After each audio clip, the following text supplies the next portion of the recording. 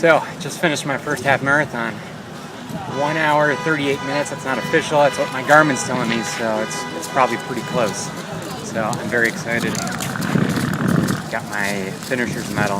I haven't checked the times, but I know I'm not top in age group. Last year they were doing 120, 122 to be top in age group. So, I'll check the board just in case, but it ain't gonna be that. Anyways, it was a good race. We are going to, I'm going to be headed home here pretty soon, and maybe get another workout today on the bike trainer. We'll see. By the way, no IT band syndrome. I think I got it beat. I do have all the stuff on my knee. At this point, I think it's just a mental crutch, but all was good. Kept the pace at about 7:30, 7:40, which is much better than I expected. And I'm very happy. So it was an awesome day. My first half marathon. I couldn't be happier. I have not had time to train for this half marathon, and yet I walked out there. My official time was 1 hour and 38 minutes.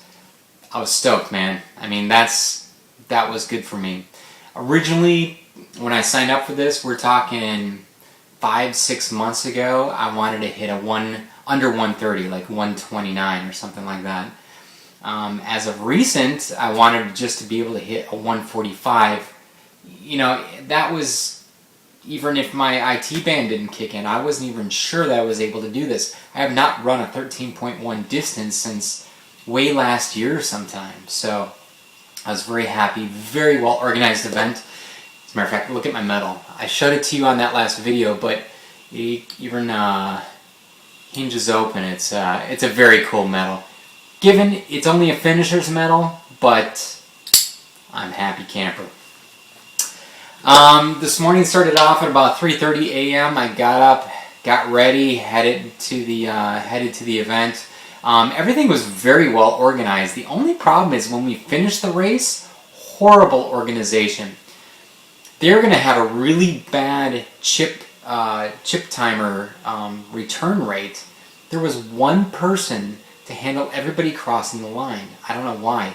As we were standing waiting for the bus, by the way, waiting for the bus for about 45 minutes, that was taking us from the finish line back to the starting line, where we had all parked. About 25% of the people still had their timing chips attached to their shoe. And had they not turned that in, they would have been charged, I think it was $15. So somebody from our little group here, standing in line waiting for the bus, offered to gather everybody's timing chip and return it back to the proper people. But not good. I mean, between that, I crossed the finish line. I was lucky enough to get my timing chip removed. But I was walking around for 5 minutes before I realized I had passed where they were giving out the finishers medals, and I didn't even know about that. I had to ask somebody, where do you give that? It was right by the finish line, but nobody was there directing. So the bus scenario was a disaster as well. I don't know what happened there, but everything really, really was great except for that ending experience, which I will do this event next year. I loved it, and I can't wait. One thing I wanted to tell you is that as I was doing the race, my goal pace was an 8-minute pace. So as I was going along, I got behind a guy, and I saw these people in the beginning, but I didn't know what they were there for. They had little signs, and this guy had a sign that said 140, and it didn't dawn on me until I was about 2 miles into the race that 140 meant you pace with me, I'm going to get you there in 1 hour and 40 minutes. My goal was 145, and I figured I can hang with this guy going 140, which I did, and then I sped up at the end, and I was able to finish off strong. So it was all great. I'm very happy. As a matter of fact, I got home. I was in a little bit of pain, and yet I still went out with my wife and did her Couch to 5K program, which was another 2.5 miles. My knees weren't feeling great in the beginning, but they broke in, and everything was fine. The only other thing that was on my schedule today was a bike trainer workout for the Alcatraz, but it was a benchmark workout, meaning it was 1 hour and 30 minutes, and it was an exercise meaning to gauge where you were in your fitness level. And quite honestly, I don't think it would be good to do that, because I wouldn't have an accurate representation of that benchmark. I mean, gosh, it doesn't make sense at all. So I'm going to give myself a couple days before I even attempt something like that, because I think it's pointless otherwise. I'm going to leave you at that. Next weekend is my next race, and I have 2 5Ks. I have one on Saturday and one on Sunday.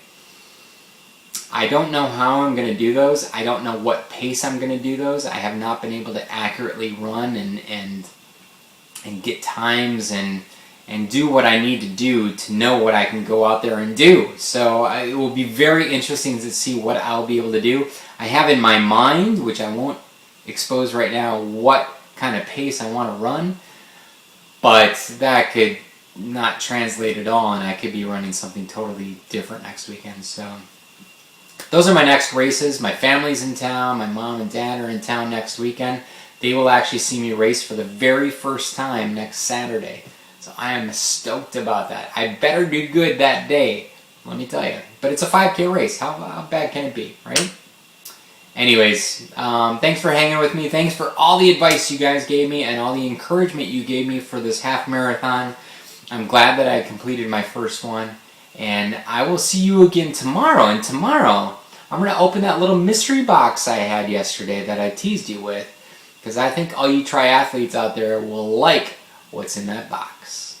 See ya.